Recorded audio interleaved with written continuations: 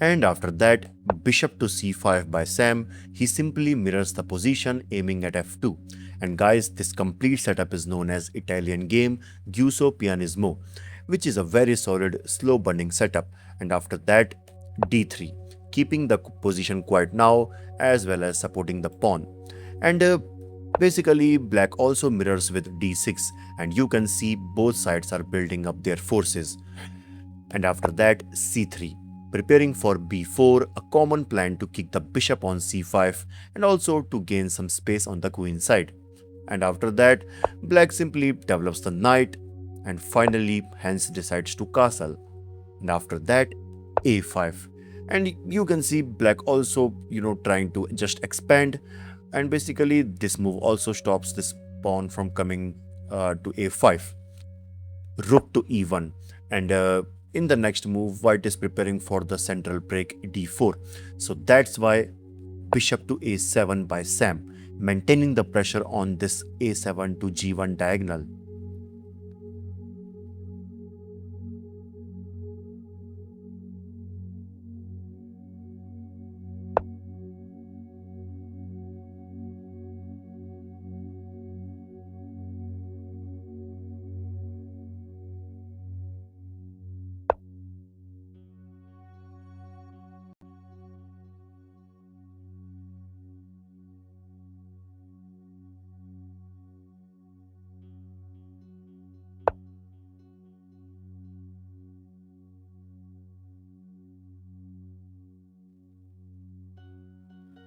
Okay, so here Sam goes for now bishop to e6.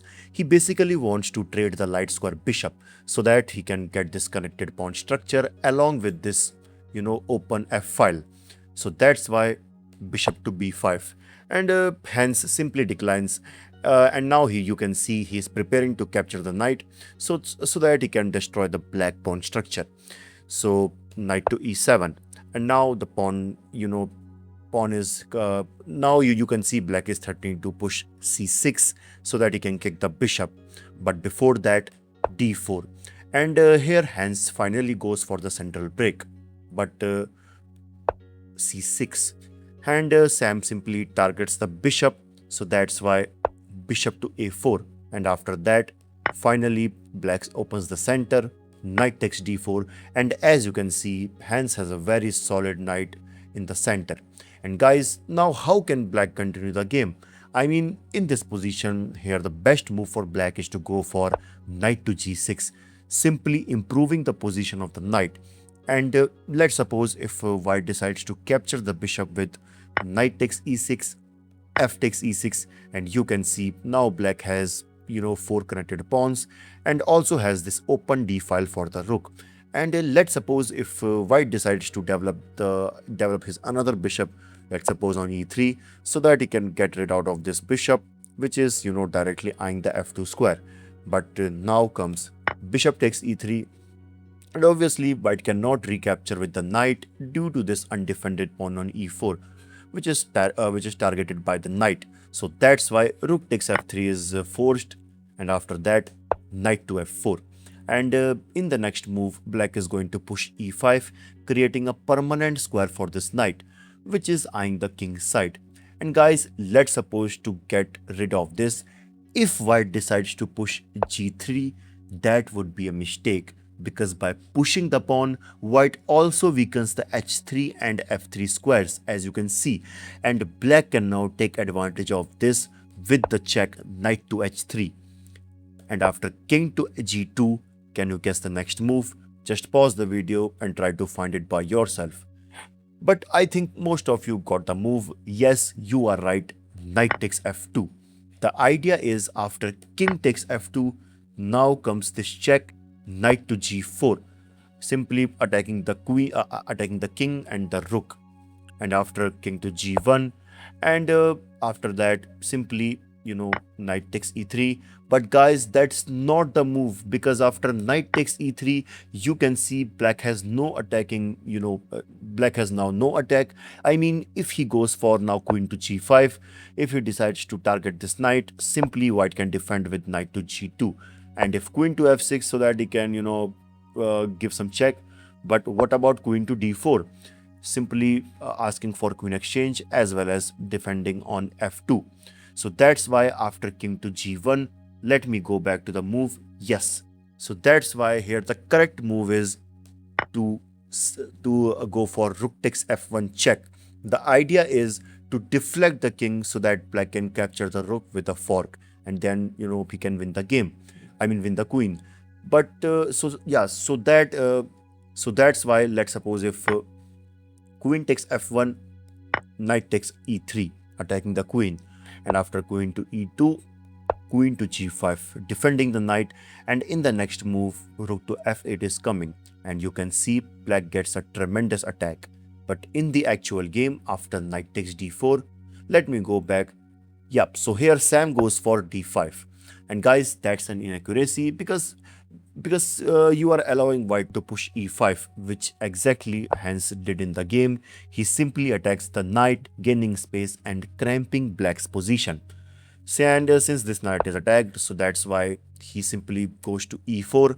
He tries to centralize, but guys, you can see it's a bit exposed here. I mean, Hans simply attacks the knight, so that's why knight to c5, but bishop to c2. And guys, just take a look at this bishop. I mean, these bishops are looking very powerful.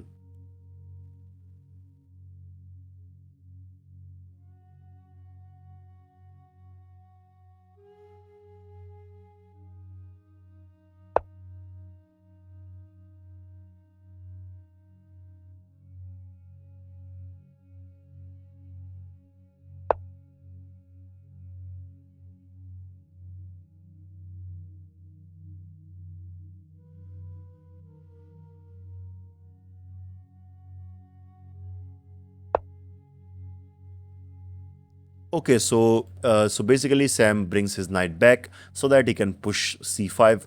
So basically he wants to target this active knight. So knight to g3. Okay, so Hans simply develops his another knight, and finally c5. He simply targets the knight, so knight to f5. And guys, that's a great move by Hans. I mean, instead of bringing this knight back to either into these position, he's basically and guys, basically this is a daring move, so that he can get into the black territory. And basically, I know some of you are thinking about the move which is knight to g6, which actually Hans did in the game.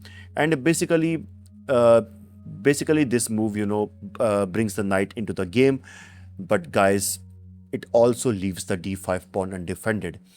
I mean, white can simply capture on d5. So instead of playing this move, let me go back. It's better for black to go for knight takes f5, because after knight takes f5, now comes d4, attacking the bishop. And after takes g6, so that this knight cannot go back on f5. And by all of this, you can see black is successful in bringing bringing this active knight back into the back foot. I mean, you can see black is now just holding the game. Okay, so in the game, after the move knight to g6, here Niemann goes for bishop to f2. And basically, he simply defends the e5 pawn. And guys, again, black must consider the move d4 so that he can increase some central tension. But instead, he goes for bishop to c6, because now, yes, so basically, by moving this bishop, you can see now he's not anymore targeting on this d7 diagonal. So knight to h5.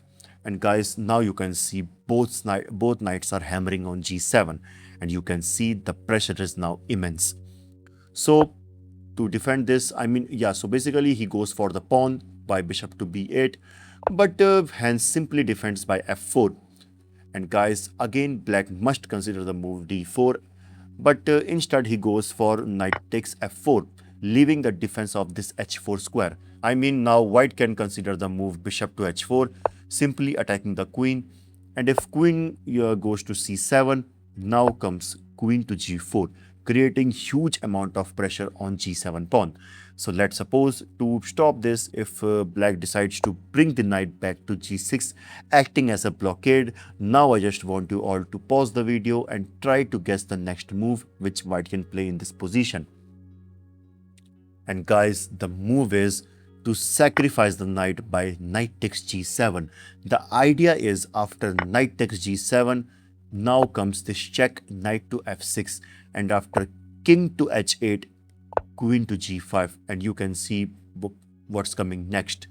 Okay, so in the actual game, after knight takes f4, simply knight takes f4, and Hans decides to exchange some pieces so that he can get into the end game. But for now, bishop to h4, he targets the queen, and since the queen is attacked, so that's why queen to d7.